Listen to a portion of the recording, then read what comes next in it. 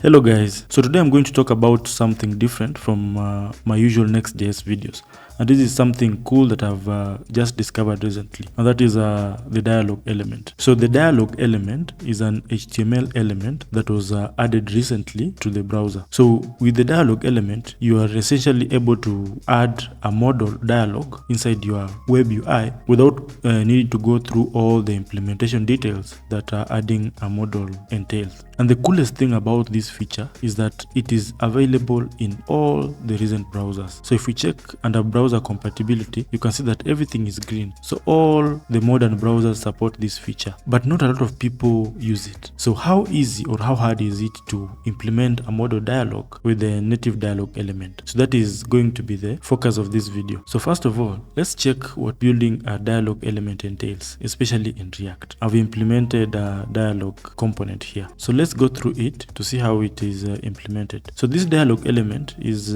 using an external library called React Step, which creates React components using Bootstrap's UI classes. So for example, here they export a modal header, a modal body, a modal footer component, and then we can use these components to add our dialog here. So for this dialog component, it receives and is open, and a function to toggle the visibility of the dialog, which we pass into the dialog component. So there's a lot of complexity involved in this modal component from the React Step library. So let's pull up, for example, the modal component to have an idea of how much it takes to implement this. So you can see here it takes at least 573 lines to implement this with a lot of utilities and whatever. So this component takes care of a lot of states for the modal hooks, the open state, the backdrop, how it will look, the keyboard handlers and whatever. So it's a lot of things just to implement a simple modal dialog that works in every browser and for every user. So the challenge is to see if we can at least achieve a subset of this functionality to get a working model without having to do all these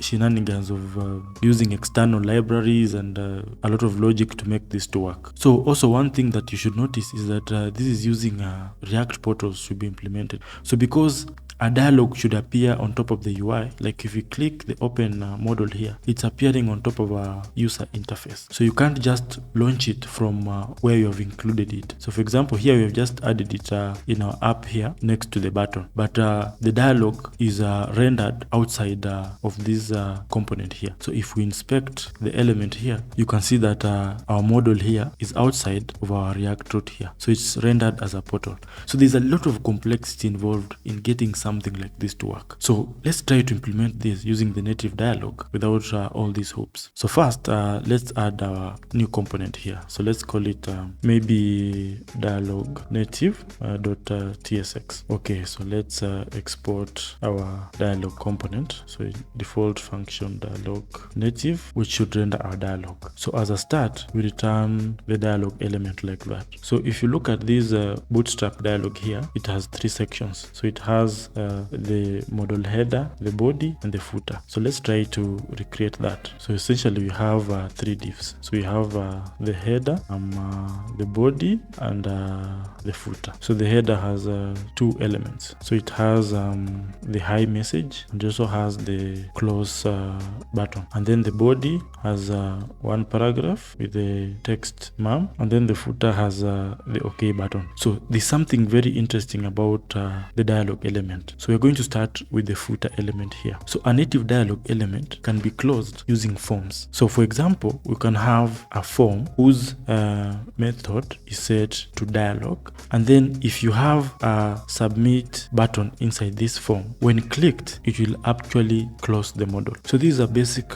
dialog element. We haven't added any event listeners or any JavaScript stuff. So let's include this in our app here so that we can test it. So we can just comment this out and then add our dialog native component here to see how it looks. So how do we open it? So the first thing you need to know about the dialog element is you can automatically open it by passing the open prop to it. So if it's open by default, then it will be visible by default. So you can see here the dialog element here. So if we remove it, it disappears. If we show it, it shows by default.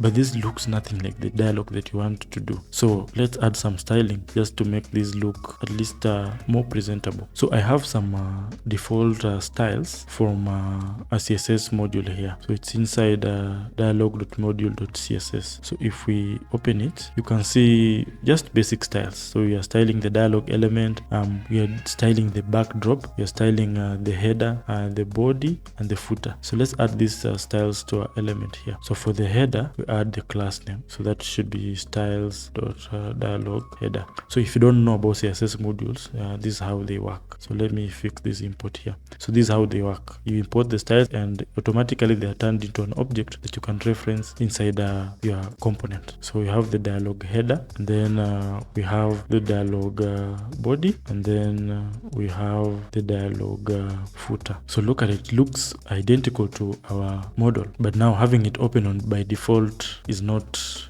really doing what you want it to do. And you can also notice that the backdrop is missing. So you can control the button state via this open prop here, for example, but it's not advisable. You see, there's a few things you need to know about the dialog element, and that is it can be represented in two states. So for example, as the docs here say that use the ShowModel method to display a modal dialog and the show method to display an unmodal dialog. So there's two types of dialogs. There's a modal dialog and an unmodal dialog. So a modal dialog appears on top of other elements, but an unmodal dialog appears in place. So let's put this in practice. So one thing you need to know about the dialog, the best way to control the dialog is through the dialog APIs. So let's close this by default. So to get access to the dialog element APIs, we're going to use refs. So const ref is equals to, so we use ref for the HTML dialog element, and then we pass this to the element. So refs are available after the component has rendered, so you can access them in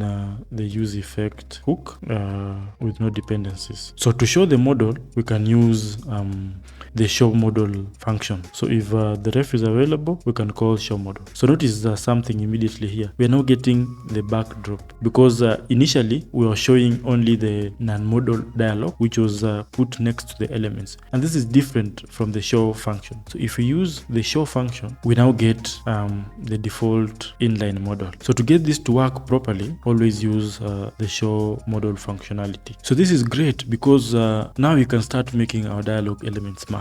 We can start accepting props like we are doing for the dialog element here. So we can accept, for example, the isOpen prop that controls whether the dialog is visible or not, or the toggle prop to toggle the visibility of the dialog. So let's just copy this functionality over to our component here. So these are the props that you are going to accept. So you got the isOpen and the toggle prop. Okay, so let's use them in our use effect hook here. So let's pass them as dependencies in the dependency array because you're going to use them inside here. So we have the dialog which points to our ref, right? So we can do the check. So if isOpen is true, then we can show the model, right?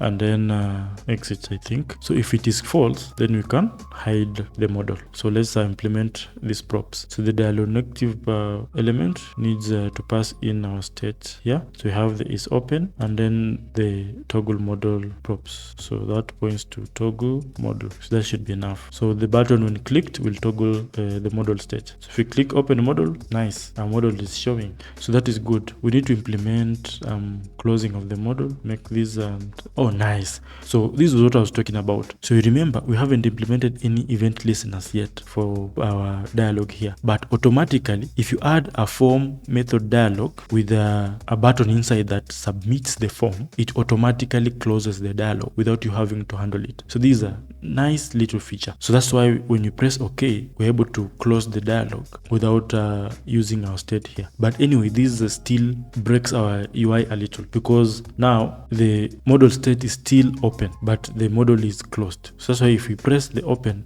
button, it doesn't open. We're actually changing the state to closed, and then if you click again, we're now changing it to open. So let's fix that little bug there. So one way is if you click the close, the OK button here that closes the model, it kicks off an event listener for the dialog element. So you can watch for that event listener and attach it to our toggle function that should also change our state if the button button is closed. So we can add an event listener here. So dialog dot add event listener close. So the close event listener should call our toggle function, right? And also, as always, make sure that you always clean up your use effects. So make sure that your use effect returns a function that cleans up this event listener. And also our button close button here, we can also attach it to our toggle functionality. So on click should call a toggle function. So this also closes the button and this closes it automatically. So let's test this. So if I click the X, it closes the modal. If I click open modal, opens it. If I click OK, it closes the modal. If I click open modal, opens it. So we essentially have a functioning modal without a lot of hoops. So the only special functionality we have done is just use the dialog APIs here, so which is less than 10 lines of code, and also added the styling to make it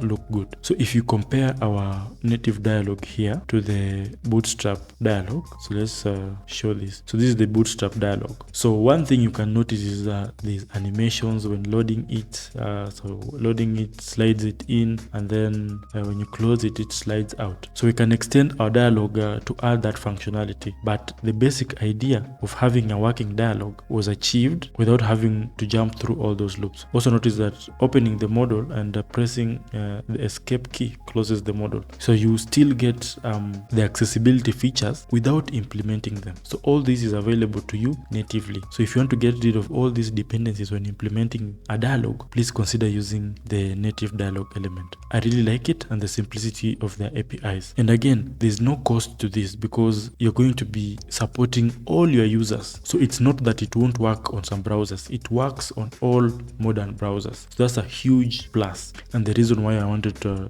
plug it. So thank you so much for watching. I hope you learned something new today. See you in the next video.